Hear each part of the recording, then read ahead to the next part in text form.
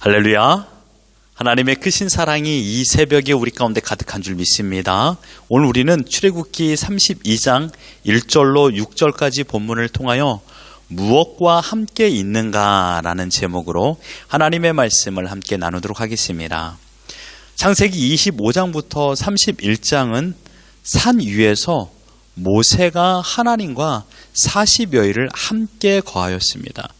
32장은 오늘 본문은요, 산 아래의 풍경입니다. 산 아래의 풍경은 너무나도 대조적입니다.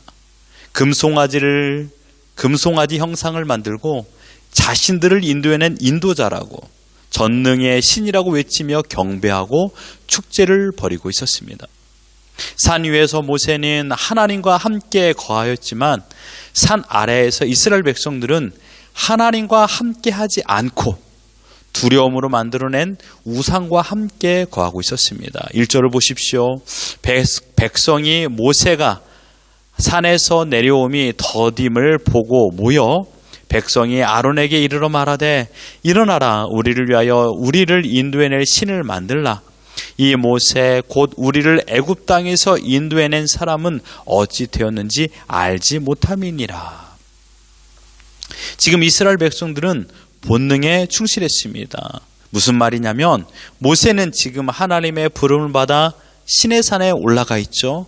하루 이틀이 아닙니다. 무려 40일이 지났습니다. 광야 한복판 한 장소에서 40일을 머물렀습니다.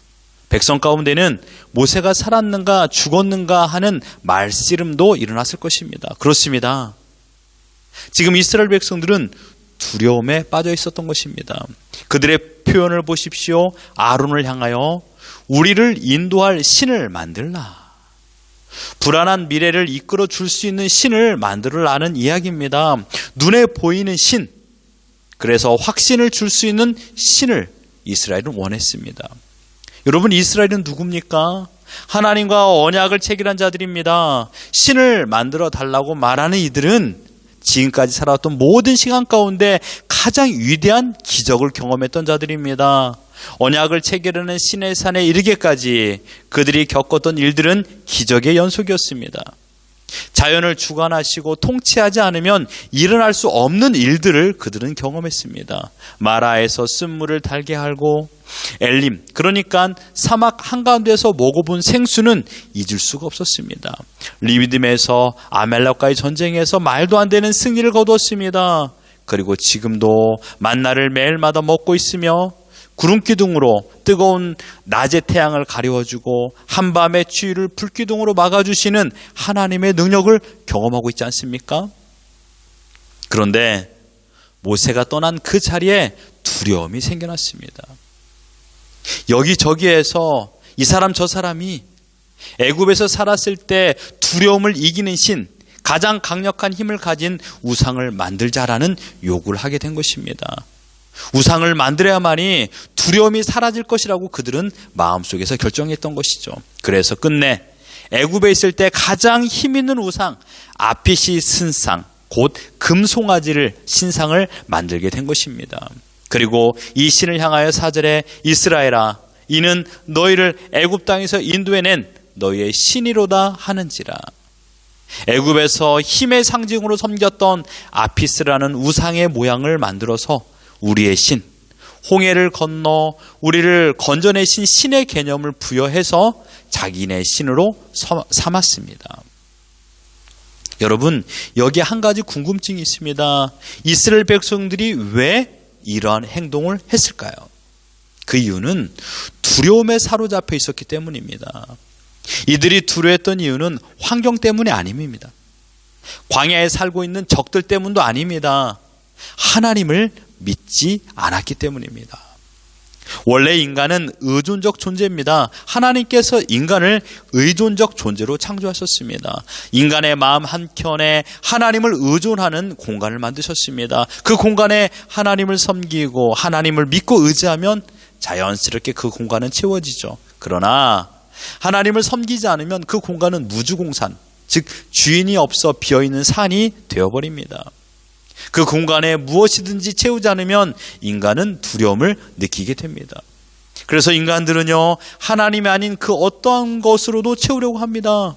아담과 하와는 그 공간을 하나님이 아닌 다른 것으로 채우려 했습니다. 이것이 타락입니다. 어떤 이들은 그 공간을 우상으로 채웁니다. 어떤 이들은 자기 만족적 행동으로 채웁니다. 그래서 심각한 중독 증상에 빠지기도 합니다.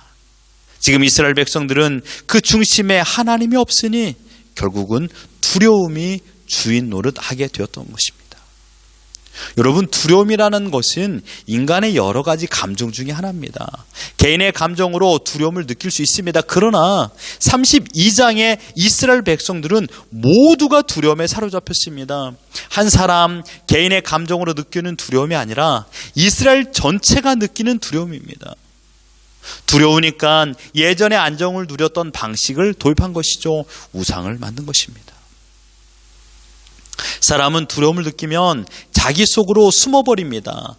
대인 기피증이 무엇입니까? 자신을 제외한 다른 사람들의 시선을 두려워하는 것입니다. 그래서 불특정 다수를 피하게 되는 것이죠. 여러분, 이것은 경험해보지 않은 사람은 모르는 아주 고통스러운 상황입니다. 사회 활동 전부를 멈출 수밖에 없습니다. 왜냐하면 자기 집 밖을 나갈 수 없기 때문입니다. 결국 두려움으로 그들은 대인 기피하고 스스로 자신을 올가매고 있는 것입니다. 지금 이스라엘 백성들이 두려워하고 있는 이유는 하나님을 믿지 않았기 때문입니다. 하나님을 불신했기 때문에 두려워하고 있는 것입니다. 그래서 눈에 보이는 신을 만들어달라고 소동을 벌인 것입니다. 이들은 모세가 없다는 환경 때문에 두려운 것이 아니었습니다. 만약 모세가 있으면 두려움이 사라진다는 것도 문제입니다. 왜냐하면 하나님보다 모세를 더 믿고 있다는 것이 되기 때문입니다. 광야 한복판이라는 환경이 두려운 것도 아닙니다. 하나님께서 함께 하신 것을 믿지 않았기 때문에 그들은 두려워하고 있는 것입니다. 신명기 1장 27절을 보면요, 장막 중에서 원망하여 이르기를 여호와께서 우리를 미워하심으로 아모리 족속의 손에 넘겨 멸하시려고 우리를 애굽 땅에서 인도하여 내셨도다. 하나님께서 자신들을 미워했기 때문에 출애굽시켰다라는 말은 불신앙적인 원망을 나타내는 말입니다. 하나님을 믿지 않으니까 하나님의 사랑을 신뢰하지 않고 반대로 자신들을 미워한다라고 말한 것입니다.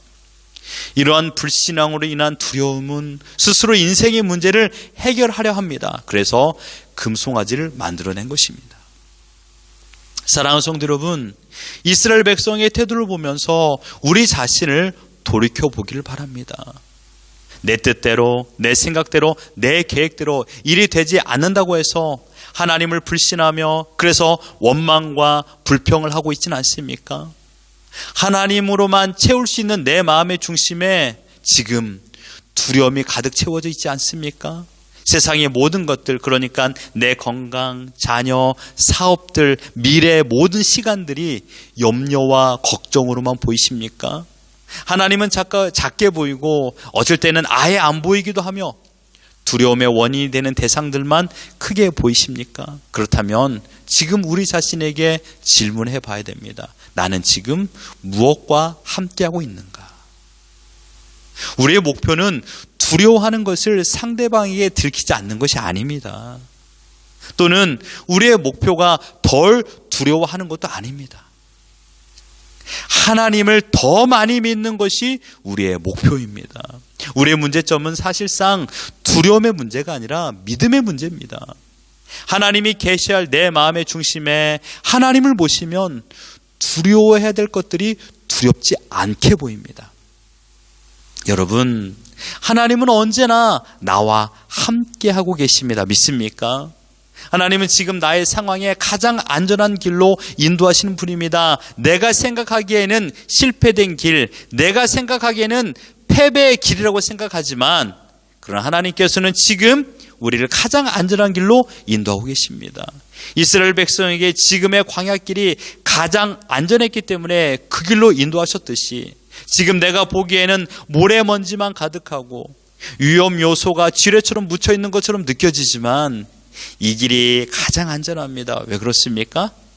하나님께서 함께 하시기 때문입니다. 믿습니까? 세상 어떤 것도 하나님의 통치 영역을 벗어나지 못합니다.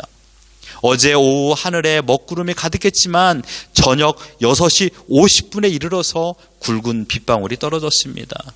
내리는 비 한 방울조차도 하나님의 허락 없이는 떨어지지 않습니다. 사랑하는 성도 여러분, 저는 묻고 싶습니다. 여러분은 누구와 함께하고 싶습니까? 유치원생이 하는 질문이라고 생각하지 마십시오. 한번 생각해 보십시오. 사랑하는 사람과 함께하고 싶습니다. 술을 사랑하는 사람은 술과 함께합니다. 돈을 사랑하는 사람은 돈과 함께 지내려 합니다. 명예를 사랑하는 사람은 명예 있는 자리에 가려고 합니다. 우리가 하나님을 사랑하면 하나님을 생각하고 하나님과 함께하기를 원합니다. 술과 돈과 명예와 쾌락은 우리를 영원히 살 수 있도록 만들지 못합니다. 반대로 우리를 죽입니다. 그러나 하나님을 사랑하면요, 하나님과 함께 있으면 지금의 인생뿐만 아니라 죽음 이후의 시간도 영원토록 함께하여 주실 줄 믿습니다. 지금 나와 함께하고 있는 것이 여러분의 내일에도 함께할 가능성이 높습니다. 시편 73편 23절에 하나님을 가까이 하라, 그리하면 너희를 가까이 하시리라 라고 말씀하셨습니다. 함께하는 시간이 많을수록 신뢰가 더 깊어집니다. 부부관계, 부모와 자녀 관계, 동료 관계, 친구 관계까지 모든 관계가 동일합니다. 확신을 가지기 위해서는 더 많은 시간을 함께 그리고 가까이 보내야 됩니다. 마찬가지로 하나님에 대한 확실한 믿음을 갖기 위해서는 하나님과 더 많은 시간을 가져야 됩니다. 하나님의 말씀을 읽고 기도하며 함께 시간을 보내야 됩니다. 누구와 함께 있습니까? 라는 질문에 성도 여러분들은 어떤 대답을 하시겠습니까? 염려와 걱정과 두려움과 함께 하십니까? 시편 42편 5절에 보면 내 영혼아 내가 어찌하여 낭망하며 어찌하여 내 속에서 불안하여 하는고 너는 하나님을 바라라 라고 말하고 있습니다.